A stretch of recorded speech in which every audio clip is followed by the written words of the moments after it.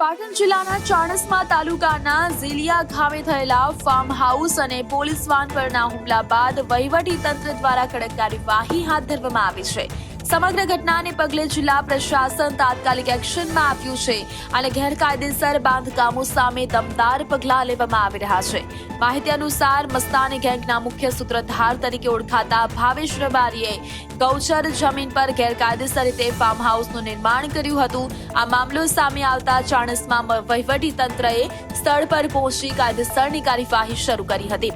તંત્ર દ્વારા ગેરકાયદેસર ફાર્મ હાઉસ પર બુલડોઝર ચલાવી ડિમોલેશનની કામગીરી હાથ ધરવામાં આવી હતી. સમગ્ર કામગીરી દરમિયાન ચુસ્ત પોલીસ બંદોબસ્ત ગોઠવવામાં આવ્યો હતો, જેથી કાયદો અને વ્યવસ્થા જળવાઈ રહે. સ્થળ પર વહીવટી અધિકારીઓ સાથે પોલીસના ઉચ્ચ અધિકારીઓ પણ હાજર રહ્યા હતા અને સમગ્ર કામગીરી પર સતત નજર રાખી હતી. તંત્ર દ્વારા સ્પષ્ટ સંદેશ આપવામાં આવ્યો છે કે ગૌચર જમીન પરના ગેરકાયદેસર કબજાઓ કોઈ પણ પરિસ્થિતિમાં સહન નહીં કરવામાં આવે.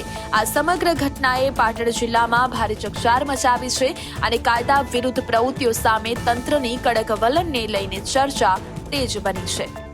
ઝીલિયા ગામે મનીષભાઈ હિંમતભાઈ રાઠોડ નામના વ્યક્તિએ અરજી કરેલી હતી. અરજી કરતો અમોએ આ જગ્યાની કુલ સર્વે નંબર 166 છે, જેમાં 3 હેક્ટર 8 ગુંઠા 29 ચોરસ મીટર જમીન હતી, જેમાંથી 0.71 10 ચોરસ મીટર જમીન દબાણમાં મળેલી છે. આજે એના માટે અમે 4/11/2025ના રોજ માપણી માટે ગ્રામ પંચાયતે ફી ભરેલ હતી અને 10/11/25ના રોજ આ જગ્યાની માપણી થયેલ હતી અને 20/3/2025ના રોજ આજ સવારે માપણી સીટ મળે અને હદ નિશાન નક્કી થઈ ગ્રામ પંચાયત દ્વારા દબાણની કાર્યવાહી ચાલુ કરવામાં આવેલ છે.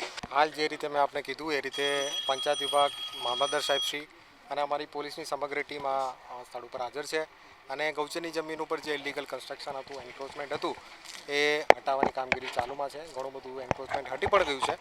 બાકીનું જે એન્ક્રોચમેન્ટ હટાવવાનું છે એની કામગીરી હાલ ચાલુમાં છે. જ્યાં સુધી આ એન્ક્રોચમેન્ટ હટશે નહીં ત્યાં સુધી ચોલીસ